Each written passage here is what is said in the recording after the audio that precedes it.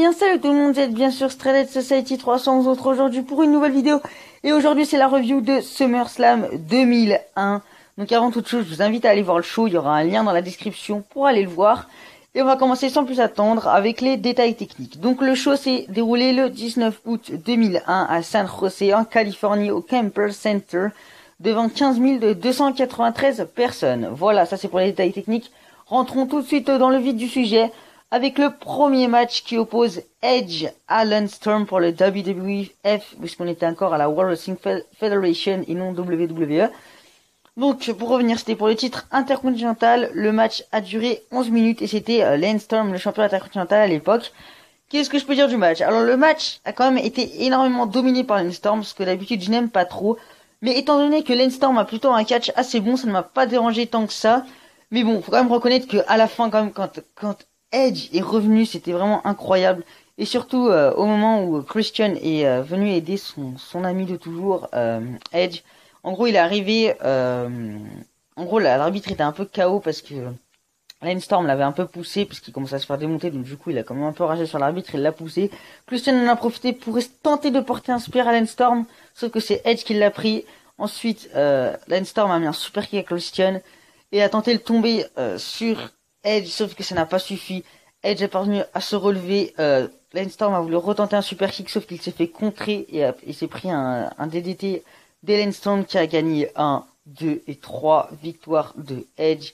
Magnifique, vraiment super match. Il lance très bien la soirée. 9 sur 10 pour ce match. Et puis voilà, deuxième match de la soirée. Test et les Dudley Boys contre The Appa et Spike Dudleys.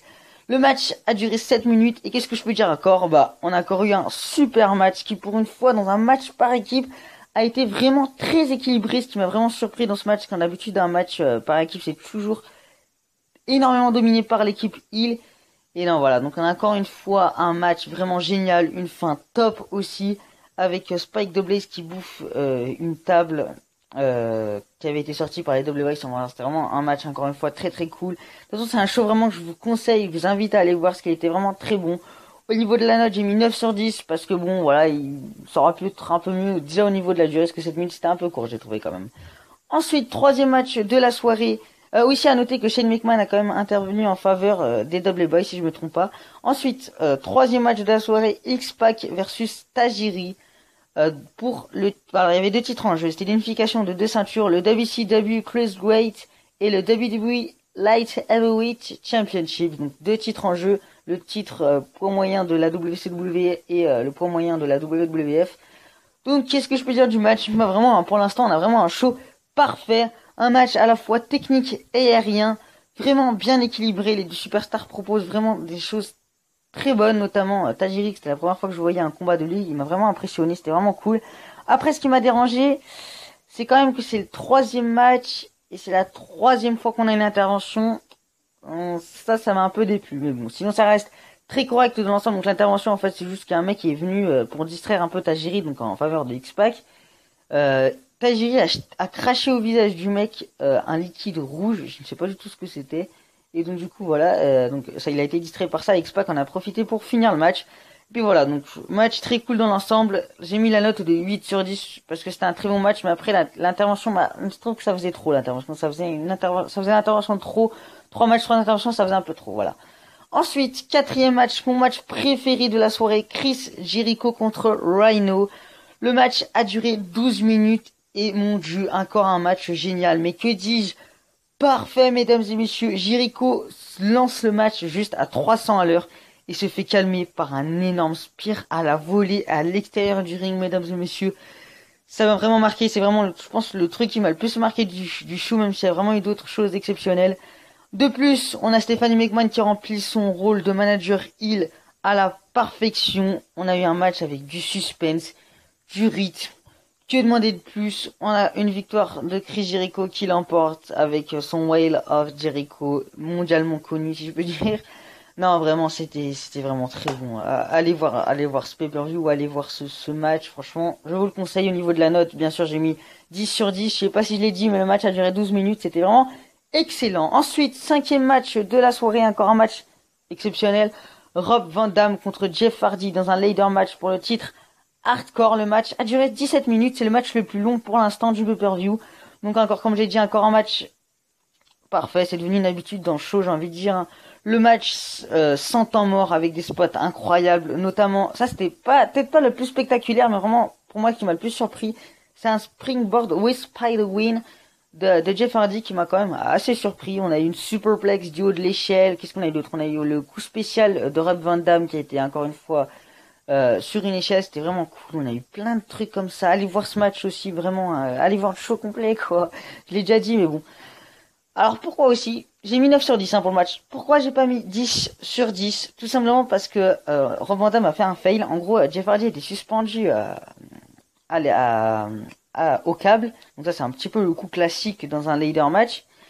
Et Rob Van Dam a monté sur la troisième corde pour lui mettre un coup de pied arrière, sauf qu'il l'a fail. En fait, il l'a même pas touché. Donc du coup, il est retombé comme une merde. Ça m'a bien fait rire. Et la fin qui était un peu à chier aussi, puisque Rob Van Dam, il a décroché la ceinture, mais vraiment bizarrement.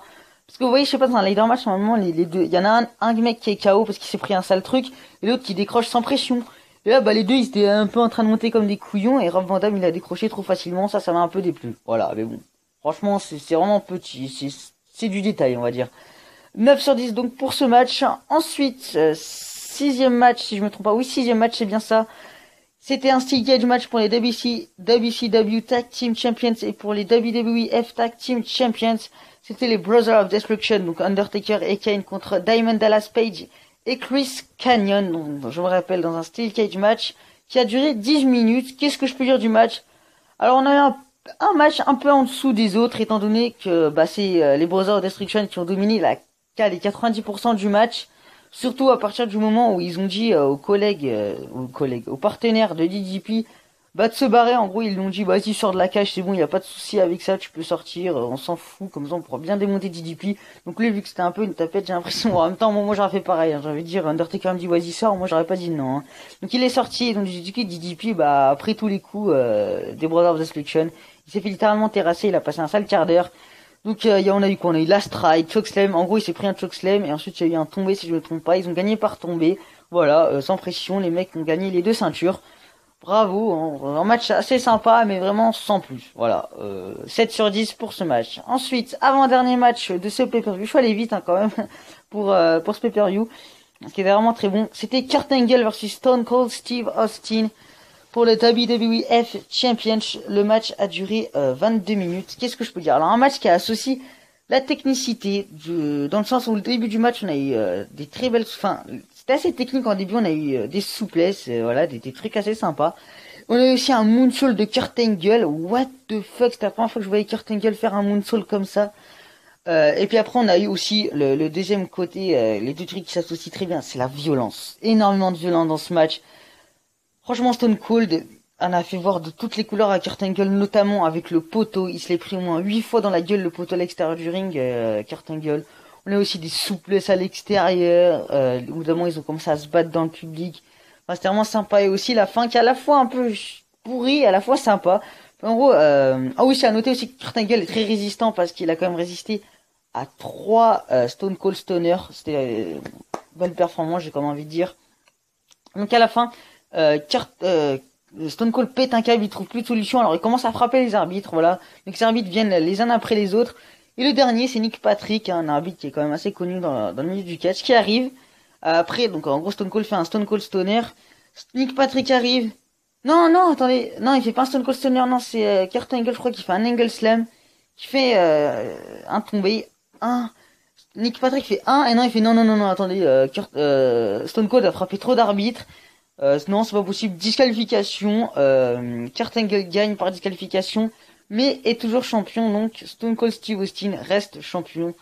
Donc ça, c'était bon, bah voilà. Bon, les gens, excusez-moi, j'ai une petite coupure parce que j'ai un problème de batterie, donc j'ai dû attendre un petit peu que ça revienne à son, enfin que ça revienne ce qu'il faut quoi pour que ça marche. Donc je disais oui, donc la fin qui m'a un peu déçu, mais j'ai trouvé ça assez sympa. Pour le match, j'ai mis la note de 8,5 sur 10, qui est très bon, encore une fois, vraiment un show exceptionnel. Et passons à notre main event, qui m'a un peu déçu, certes, on va en revenir un petit peu plus tard. C'était The Rock contre Booker T pour le WCW Champions. Le match a duré 15 minutes. Qu'est-ce que je peux dire de ce match? Alors un match qui est encore parti en couille, il y a eu beaucoup de violence. Je me rappelle que les hommes ou des sont partis à l'extérieur du ring pour se battre, enfin même dans le public si je me trompe pas. Après, ce qui m'a déçu dans ce match, c'est que le match a été trop dominé par le Rock. Et voilà, il a vraiment tout pris, mais sinon c'était bon, voilà, c'était correct. Après, j'ai un peu moins de souvenirs que les autres parce que je vais pas vous le cacher, j'étais un peu fatigué lors de ce match parce que voilà, c'était le main event. Et quand même, j'ai commencé à regarder le show à partir de 22h. En gros, ça s'est fini vers 1h, le temps que je change, parce que le show est en plusieurs parties, hein, vous verrez dans la description, il y a plusieurs parties, le show. Voilà, donc à la fin, j'étais un peu crevé, j'avoue, j'ai quand même vu la grande partie du show. Quand même, Shane McMahon aussi qui s'est pris un rock bottom, ça c'était assez cool aussi. Et donc le Rock qui gagne avec un rock bottom, donc c'était un match plutôt cool. Moins bien que le reste, hein, je trouve quand même. Mais bon, voilà, j'ai mis la note de 7,5 sur le 10 parce que je l'ai trouvé un peu en dessous, voilà. Donc pour conclure, ce pay-per-view, il a été vraiment génial dans sa globalité. C'est le meilleur pay-per-view que j'ai vu actuellement de ma vie, hein, voilà, c'est cas, je le dis direct. SummerSlam 2001, après j'en ai pas vu des masses donc des pay-per-view, hein. J'ai pas vu les grands classiques, WrestleMania 17, tout ça, j'ai pas encore vu tout ça. Mais pour moi, dans ma vie, tous les pay-per-view que j'ai vu, pour moi c'est le meilleur actuellement, voilà. Donc au niveau de la note générale, ça fait 8,5 sur 10 qui est quand même une super note. Et puis voilà, j'ai un autre à ajouter. En tout cas, je vous invite vraiment à aller voir ce show. Et puis moi je vous dis à la prochaine les gens pour de nouvelles vidéos. Peace!